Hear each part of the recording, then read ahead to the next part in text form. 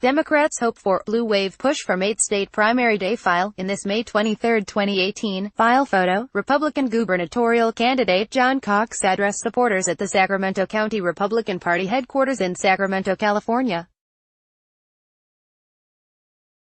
Tuesday's primary election will set the stage for November races for governor, Congress and the legislature, but it will also test whether the state's vanishing Republicans have enough remaining influence to avoid another shutout at the statewide polls. Cox has the backing of President Donald Trump in his bid to qualify for a two-person runoff this fall. AP photo, Rich Pedroncelli, file, Los Angeles, AP, holding hopes of a blue wave. In November, Democrats fought to shape the political battlefield in primaries across 8 states Tuesday, none more important than California, where Republicans avoided an embarrassing setback in the race for governor. Lieutenant Governor Gavin Newsom, a Democrat, easily advanced to the general election, with business executive John Cox coming in second. Cox's strong finish put to rest GOP fears that no Republican would qualify for the deeply Democratic state's top office this fall, and the party's other candidates would suffer from a resulting lack of voter interest on Election Day. Governor's race was one of many drawing attention to California, a state not accustomed to being a national political battleground. But its handful of competitive House races, largely in Southern California, have made it hotly contested territory in the fight over control of the House, drawing big money in the spotlight on the biggest primary night of midterms. Voters in 7 other states went to the polls Tuesday. And it was a big night for women, as female candidates for governor advanced. Democratic incumbents, including California's Sen. Dianne Feinstein, fared well, fending off challenges from the left. Neither party immediately appeared to suffer major setbacks. Yet the winners and losers in California's most competitive races could take days to sort out given the state's unique election laws. No state offers Democrats more opportunities to gain House seats this fall than California, where more than a half-dozen Republican-held seats may be in play. Democrats need to pick up 23 seats nationwide to retake the House. Democratic Senator Dianne Feinstein won her party's nomination for another term, as widely expected. It was still unclear whether a Republican would earn enough votes to oppose her on California's November ballot. In another midterm battleground 3,000 miles away, former federal prosecutor and Navy pilot Mikey Sherrill bested a field of Democratic rivals in the race to replace retiring New Jersey Republican Rep. Rodney Frelinghuysen, the favorite of Washington Democrats, will take on GOP Assemblyman Jay Weber in one of several New Jersey races Democrats view as possible pickups.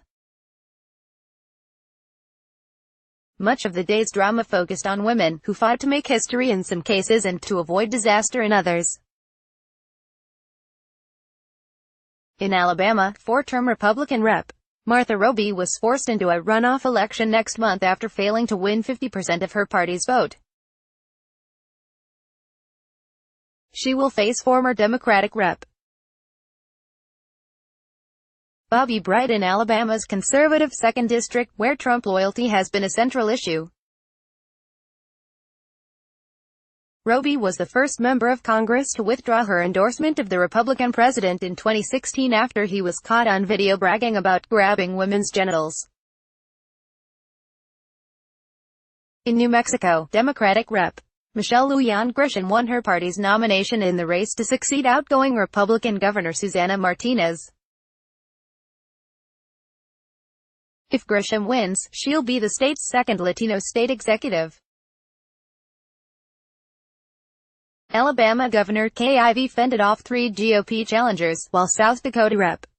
Kristi Noem became the first female nominee for governor in her state. In Iowa, 28-year-old Democratic State Rep. Abby Finkenauer was trying to become the youngest woman to serve in Congress. And in New Mexico, former state Democratic Party chairwoman Deborah Haaland, a tribal member of Laguna Pueblo, won her primary and could become the first Native American woman in Congress if she wins this fall.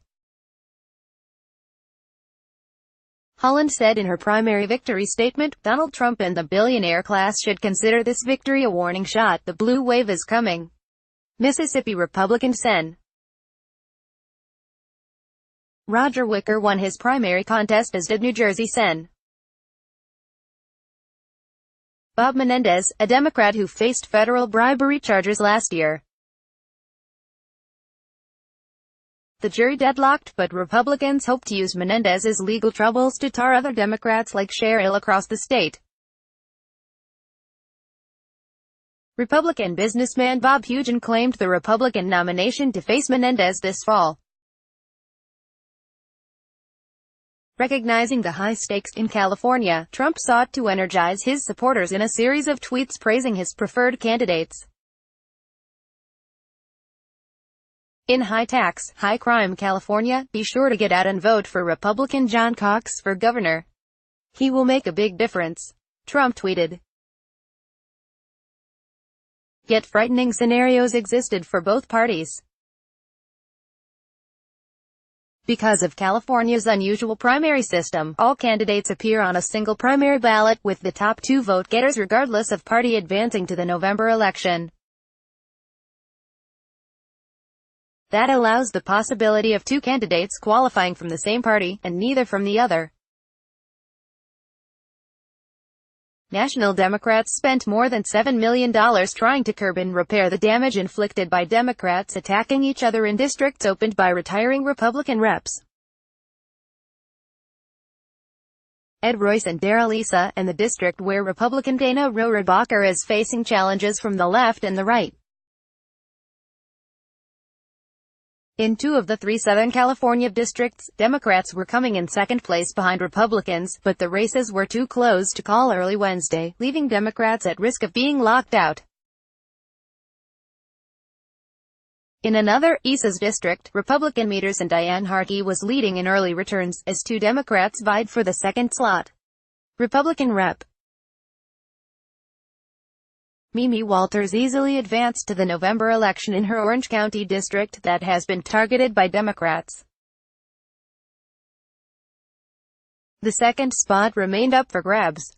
And to the north, House Intelligence Committee Chairman Devin Nunes, a Republican, qualified for the general election ballot as well.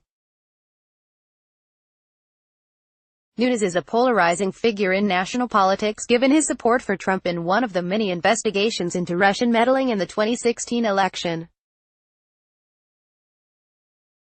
Trump will not be on the ballot this year, but he was on the minds of many voters. Francine Carranzos, a 57-year-old retiree from Huntington Beach, California, said she has deep concerns about the Republican president, particularly his recent declaration that he could pardon himself. She said she isn't a member of a political party, but she voted Democratic on Tuesday. "I'm really worried about our Constitution being ruined by this presidency," Carranzos said after casting her ballot at a local community center. It was a different story in Mississippi, where 66-year-old Gladys Cruz wasn't sure which Republican she would support in the state's Senate primary, but she wanted whoever won to firmly support Trump. "The president touches my heart," she said. A key Senate race took shape in the heart of Trump country as well. Montana Republicans were picking a candidate to take on Democratic Sen. Jon Tester, one of the most vulnerable senators in the nation. State Auditor Matt Rosendale won the GOP nomination. Associated Press writers Amy Taxon in Huntington Beach, Sophia Bollig in Sacramento, David Porter in Montclair, New Jersey, and Kevin McGill in Picayune, Mississippi, contributed to this report. Sign up for Politics in Focus, a weekly newsletter showcasing the app's best political reporting from around the country leading up to the midterm elections. https://bit.ly/2iser3d Copyright 2018 The Associated Press. All rights reserved. This material may not be published, broadcast, written or redistributed.